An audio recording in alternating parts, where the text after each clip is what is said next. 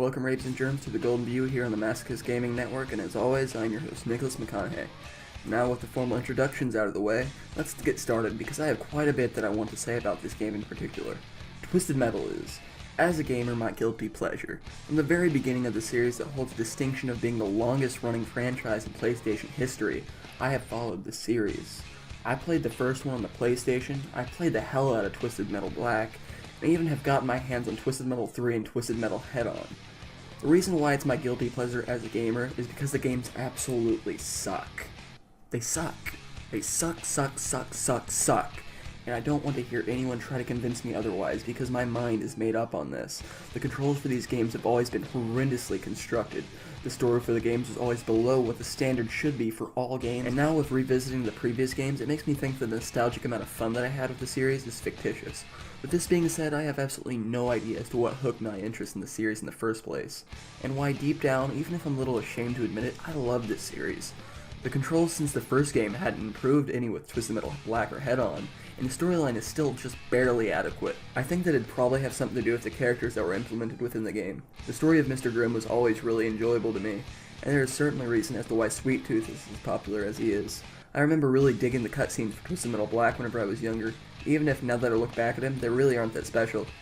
I guess in the end it does take something for nostalgia to be made, but these games weren't really great games, or even good games by any means. Nostalgia can be a powerful thing, and it summarizes exactly why I went out of my way to purchase Twisted Metal for the PS3. For those that don't know, Twisted Metal is a vehicle combat video game developed by Eat, Sleep, Play, and was published by Sony Computer Entertainment for the PlayStation 3. It is a reboot of the Twisted Metal franchise, and was originally planned to be released in October of 2011, only to be held off until early 2012. The game was in development for nearly 3 years, and the plans for the game often shifted one way and then the other. One of the initial ideas for the background setting was a post-apocalyptic wasteland, however that idea was eventually scrapped by co-director Scott Campbell. Personally, I honestly would have been alright with seeing a different setting for the game, as it would have been nice for them to have taken some chances as opposed to making a rehash of the same story, but I digress. The game, much like the other installments in the series, focuses on a tournament hosted by the legendary Calypso, who every year picks a select few to play in his competition, and if they win, he'll grant them one wish of any kind. Although kinda like a genie, he usually finds a way to twist the words in his favor. The story of the game passes through 3 segments on the 3 playable characters, Sweet Tooth, Mr. Grimm, and Dollface. Immediately after seeing this, I found myself growing unsettled. One of the things that I enjoyed about Twisted Metal Black was how individualized the characters come across. Every character, one way or the other, had their own individual story and point of origin, whereas this game chose to include only the origin of 3 characters. The 3 most known characters of the series, no less. Throughout the game, you'll come across numerous meetings with the Preacher, but other than that, it's pretty much exclusive to the 3 characters. Sweet Tooth's story is pretty much the same as what we'd expect. He's a former ice cream man that snapped, killed his family, and Shades of Michael Myers is after the remaining members of his family that he needs to kill. Mr. Grimm, however, was changed pretty drastically. The original story was that he had to eat his military friend to survive after being held hostage, wore his skull as a helmet, and wished to get him back to life. However, this time around, not only has he gotten a change in skin color, but a certain remodeling in terms of character. His father was a racer that made a bad turn, killing himself and thus sending Mr. Grimm down a troubled road of mistreatment. I think that I like the story of this the most, honestly, but mostly because of the portrayal of the characters. Dollface's character also takes considerable changes, hers being that she was a model that got in a car wreck and because of her strong paranoia and insecurity, thinks she's incredibly ugly. She had a mask put on her by someone that promised to make her look beautiful once again, but now she can't get it off, so her wish is to get the mask off of her face and to become a supermodel. The layout of each character has potential to make something admirable, however the stories are too short to progress to anything concrete or great. I enjoyed the stories, as well as the animation that went along with them, however, they're too short and too unrefined for me to give them any more credit than that. The game should have had more character development, and they should have taken more time with the story as opposed to treating it like nothing more than an afterthought. But since they didn't, the story, which could have been so much better, is only getting an average rating of 7 out of 10. Believe it or not, the controls are actually the silver lining that successfully managed to save this game from repeating the mistakes of the past games in the franchise. Which is strange because quite honestly, some of the biggest criticisms from critics who gave this game a much more positive rating than what I am, have actually cited the controls as being incredibly difficult to master, and which maybe they are. However, to me, after playing all the other Twisted Metal games, these are a walk in the park and a large step in the right direction. They are much more comfortable and friendly to the gamer, albeit they still aren't comfortable by any means. They still have the reckless and directionless steering that jitters around freely whatever it may please, but it doesn't really hurt the gameplay except for the racing, which you better believe I'm going to talk about in just a second. I find myself having a hard time praising the controls with how frustrated with this franchise I am. It took them 7 games of the main series to get it right with the controls, and they still aren't as good as they should be for the Legendary series. However, the controls, for their drastic improvement over the previous games, are getting a 7.5 out of 10 from me. For those wondering, whenever I review a game, I review the game for the story, controls, graphics, gameplay, and I occasionally add other snippets for miscellaneous rating if it's needed. The last piece of the grading system is the overall gaming experience, which covers the amount of honest enjoyment that I had with the game.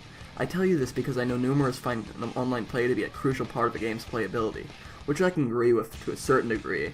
However, I find it to be an addition, and not a big part of the game as a whole, which is why I choose to summarize that category in my overall gaming experience. With this being said, the online play is actually very enjoyable. The gameplay is where I begin to be a little bit less praising of the remade rendition of the Twisted Metal franchise, because quite frankly it doesn't deserve much in the way of praising.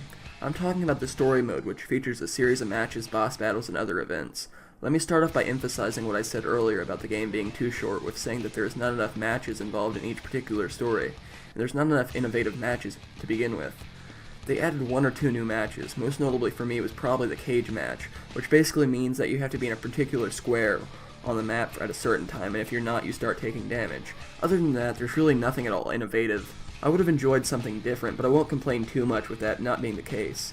There's only so much that you can do, and quite honestly, I think that most fans of the franchise come for the mayhem and the destruction, which this game is filled with. The matches are as fun as they have ever been, and honestly, they easily match my nostalgic view for the Twisted Metal series. Yes, Twisted Metal in reality is a below-average series, but because I played it as a kid, I remember it with such fondness. In my head, I think of destruction, mayhem, and just having an absolute blast, which is what this game provides for real. The problem lies in the racing, which has got to be some of the worst that I've ever seen in a game. I don't think that I can possibly summarize how atrocious the racing is in this game. If you choose a big car, you're too slow to keep up with the fast cars. So the answer is simple, you choose a fast car. No. Because if you choose a fast car, you're smaller, and therefore you're going to be constantly sent flying around by the bigger cars. When you are sent flying, that's not a hyperbole. You are sent flying dozens of feet away from the track, sometimes off of cliffs, and you can't get back on without having to take several minutes to do so. There's no respawn button, so if you're knocked off, you're screwed, plain and simple. Oh, and remember that jittery steering that I talked about earlier? That comes into place in this more than ever. The tracks in this game are some of the curviest that I've ever seen, sending you one way, then the other, which would be fine, but the steering is so horrible that there's no way that you'll be able to function with it all. For informational purposes only, if we were talking about the gameplay for the matches, it'd have gotten an 8 out of 10. However, because the racing gets a goose egg, the gameplay is brought down to a 6.5 out of 10. Okay, if I said that the controls were the silver lining to this game, then I lied, because the graphics in this game are absolutely phenomenal. I'm not even just talking about the cutscenes, which look absolutely fantastic. The cutscenes look to be clips of actual people merged together with moments of animation, and as weird as that sounds, it turns out to look very, very good. Besides that, the animation of the gameplay itself is very, very enjoyable. It is especially a sight to see when you take into account the advancements in graphics since Twisted Metal Head-On. The scenery is also very well constructed, with the levels being designed excellently with a wide array of depth to them, which is why I'm giving the graphics a perfect 10 out of 10. I know that I was very negative at the beginning of this review, and rightfully so. The games in this series didn't progress very well, whether it be awesome music provided by Rob Zombie in Twisted Metal 3, or the great scenes from Twisted Metal Black. They never really got it right with the controls. They didn't necessarily do it here either, but at least it's a step in the right direction, which is always a good thing. The gaming experience for this game for me is getting a 7 out of 10.